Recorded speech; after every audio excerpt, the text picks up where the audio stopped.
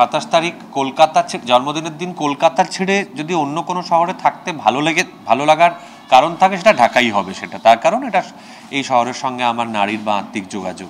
তো খুবই ভালো লাগছে ইনফ্যাক্ট জন্মদিনের দিন ঢাকা আসতে পেরে, এবং এত মানুষ আমাকে জন্মদিনের শুভেচ্ছা জানাচ্ছেন, আপনারা সকলে জানাচ্ছেন এবং এত উষ্ণভাবে জানাচ্ছেন, অভিনন্দন জানাচ্ছেন, সেটা পেয়ে সেটা জেনে সেই অভিনন্দন গায়ে মেখে খুব ভালো লাগছে। ধন্যবাদ। আজকে যে শহরে মূলত থাকি, আমি 2-3টে শহর মিলিয়ে থাকি, বাট মূলত আমি যে শহরের লোক, সেই শহরটি ভারত নামক একটি স্বাধীন রাষ্ট্রের একটি অঙ্গরাজ্যের রাজধানী, তার নাম কলকাতা, কিন্তু একটি অঙ্গরাজ্য।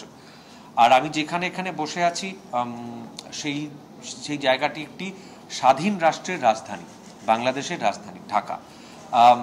এটা ভীষণভাবে আজকের একটা সত্যি, যেটাকে আমরা প্রত্যেকে আমাদের উদযাপন করা উচিত। অ্যাট দ্য সেম টাইম আমি একজন ব্যক্তি হিসেবে এবং একজন সর্বোপরি বাঙালি হিসেবে আমি কিন্তু এটা কখনোই আমার ইতিহাস চেতনার থেকে আমাকে এটা জানতেই হবে, একজন শিল্পী হিসেবেও, যে মাত্র 100 বছরেরও কম সময় আগে এটা একটি দেশ ছিল। তো সেই কারণে আমার আমি চেষ্টা করি বাংলাদেশকে বিদেশ হিসেবে না দেখতে, এবং আমি আশা করি বা প্রত্যাশা করি যে বাংলাদেশের মানুষ, সাংবাদিক, শিল্পীরা, সহশিল্পীরা আমাকে যেন বিদেশি হিসেবে না দেখেন।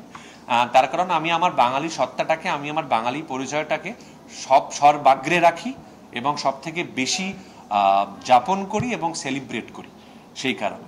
তো সেই জন্যেই আমার বাংলাদেশ থেকে শুভেচ্ছা বা ভালোবাসা পেলে একটা আলাদা ভালো লাগা হয়, এবং সেই জন্যেই বারবার আসা, বা আমি এটাকে ঢাকা শহরটাকে আমার তৃতীয় ঘর বা তৃতীয় বাড়ি বা বাসা বলি। প্রথমটা যদি কলকাতা হয়, দ্বিতীয়টা কর্মসূত্রে মুম্বাই, তৃতীয়টি নিঃসন্দেহে ঢাকা। বাংলাদেশ থেকে আমি যে পরিমাণ শুভেচ্ছা পাই গণমাধ্যমে, সমাজ মাধ্যমে রাদার, সেটা অভূতপূর্ব, সেটা ভাবা যায় না। এবং যে পরিমাণ ভালোবাসা, শুভেচ্ছা আসতে থাকে ক্রমাগত বাংলাদেশ থেকে,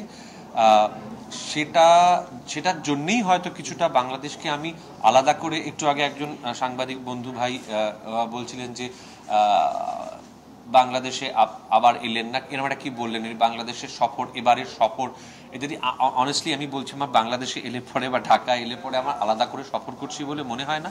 তার কারণ সৌভাগ্যক্রমে আমি যে ছবিগুলোও করেছি বাংলাদেশে, সেই ছবিগুলি কিন্তু শুধু ঢাকা কেন্দ্রিক বা ঢাকাতে স্টুডিওতে গিয়ে শ্যুট করলাম, সেটের মধ্যে চলে গেলাম, ওরকম হয়নি। সেই ছবিগুলি ভুবন মাঝিতেও বলি, ভয়ঙ্কর সুন্দরে বলি, আজব কারখানায় বলি, আমি কিন্তু আমার সুযোগ ঘটেছে এক্সটেন্সিভলি গ্রামীণ বাংলাদেশের থেকে সেই বাংলাদেশকে চেনার, তার সঙ্গে একাত্ম হওয়ার। এবং আজকে আমি একটা জায়গার অধিবাসী মূলত, যে বা বাসিন্দা, যেটি হচ্ছে ভারত নামক একটি স্বাধীন রাষ্ট্রের একটি অঙ্গরাজ্য। দুটো জিনিস আছে এখানে, 2-3টে জিনিস আছে। একটা হচ্ছে যে 2008-9 সাল থেকে 2015-16 সাল অবধি আমরা যে ধরনের ছবি বানিয়েছি, সেই ছবিগুলি কিন্তু পশ্চিমবাংলার বাণিজ্যিক ছবি হিসেবে উঠে এসেছিল। 2015-16 সালের পর থেকে কোথাও একটা সেই ধরনের ছবির প্রতি আমার মনে হয় যে মানুষের একটা ফাটিক তৈরি হয়, বা সেখান থেকে পশ্চিমবাংলার দর্শক ভীষণভাবে পারিবারিক ছবির দিকে চলে যেতে থাকেন। আমাদের ভুললে চলবে না যে পশ্চিমবাংলার বাণিজ্যিক ছবির ক্ষেত্রে যে ছবি গ্রামাঞ্চলে চলেছে বা চলবে এবং অনেক অনেক অনেক অর্থ উপার্জন করে দেবে প্রযোজককে, সেই রকম ছবির ক্ষেত্রে কিন্তু চিরকালই বাণিজ্যিক ছবির একটা প্রিডমিনেন্স বা প্রাদুর্ভাব ছিল।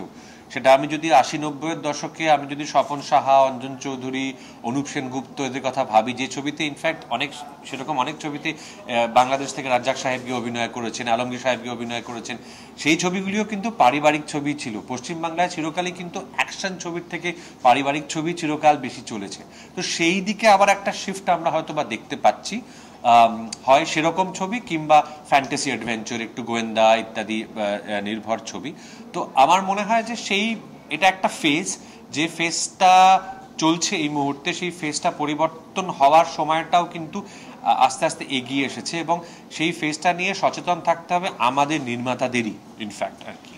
তো একটা সময় যে একটা সোনার একটা ফেজ আমরা কাটাচ্ছিলাম 2007-8 থেকে শুরু করে 2014-15 অবধি, সেই ফেজটা নিঃসন্দেহে একটা বাধাপ্রাপ্ত হয়েছে গত 4-5 বছরে পশ্চিমবাংলায়।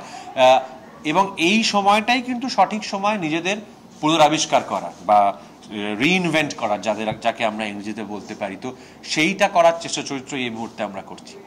আর আরেকটা কথা বলবো পশ্চিমবাংলার সিনেমার ক্ষেত্রে, যেটা আপনাদের ভীষণভাবে মাথায় রাখতে হবে, সেটা হচ্ছে যে পশ্চিমবাংলার বাংলা সিনেমাকে কিন্তু ক্রমাগত লড়াই করতে হয় হিন্দি ছবির সঙ্গে, এটা মাথায় রাখবেন। শুধু হিন্দি না, দক্ষিণ ভারতের ছবির সঙ্গে।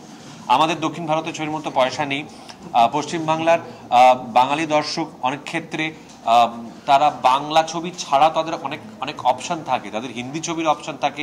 হিন্দি ছবি যখন একটি পরিবেশিত হয়, বিশেষ করে বড় তারকাদের ছবি, মানে সারা ভারতবর্ষেই প্রত্যেকটা অঞ্চলে তারা কিন্তু শর্ত দিয়ে দেন যে এক একটা মাল্টিপ্লেক্সের থিয়েটারে সারাদিনে যদি, কথার কথা বলছি, যদি 50টা শো থাকে, তার মধ্যে 45টা তাদের দিতে হবে। এবার 45টা তাদের দিলে বাকি অন্য সব ছবির জন্য পড়ে থাকে 5টা ছবি। তার মধ্যে বাংলা ছবি, তো পশ্চিমবাংলার বাংলা ছবি শো এর সংখ্যা পায় 1টা বা 2টো। তো অটোমেটিক্যালি পশ্চিমবাংলার মানুষকে বাংলা ছবি থেকে, ওখানকার বাংলা ছবির থেকে অটোমেটিক্যালি তারা বিমুখ হয়ে যাওয়ার একটা, কেন এই এই এই এই এটা একটা আনফেয়ার কম্পিটিশন চলে, একটি অসম প্রতিযোগিতা চলে হিন্দি ছবি বনাম পশ্চিমবাংলার বাংলা ছবি। সেটা নিয়েই আমাদের বেঁচে থাকা। সেটা সেটা সেটা সেটা সত্ত্বেও পশ্চিমবাংলার বাংলা ছবি সার্ভাইভ করে, সেটা কিন্তু কম কথা নয়, এটা মাথায় রাখতে হবে সেটা ভীষণভাবে। কেননা এই বাংলাতে কিন্তু এখনো অবধি হিন্দি বা দক্ষিণ ভারতের ছবির বা এমনকি ইংরেজি ছবিরও সেই প্রেশারটা নেই, এটা সবাই জানি আমরা। তো সেটাও একটা বাস্তবতা যেটাকে আমাদের মাথায় রাখতে হবে।